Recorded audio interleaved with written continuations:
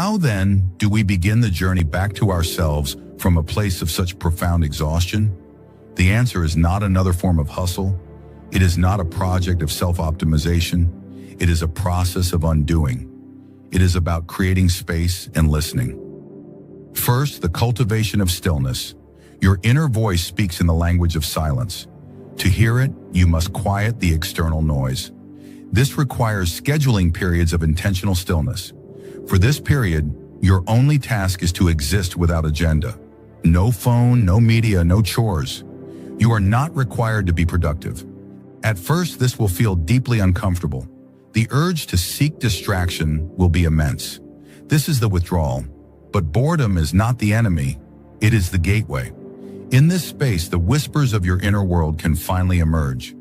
You are creating a vacuum that your authentic self will rush to fill. Second, the existential question. Viktor Frankl believed that we are constantly being asked questions by life, and our meaning is found in how we respond. When feeling lost, a powerful way to reorient your internal compass is to pose a gentle but profound question to yourself. Let it marinate.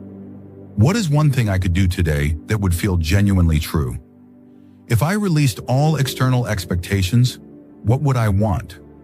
And inspired by Frankl, what is life asking of me right now?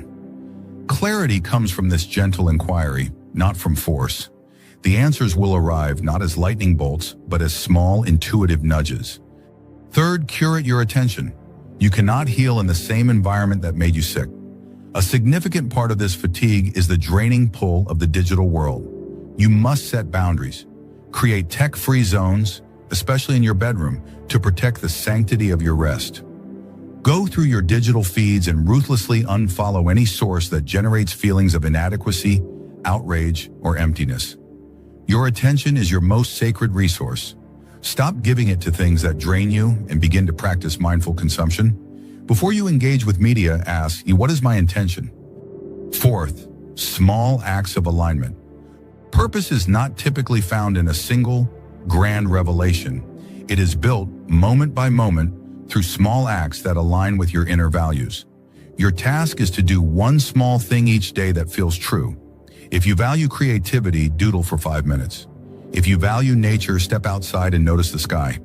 If you value connection, send a message of appreciation to a friend.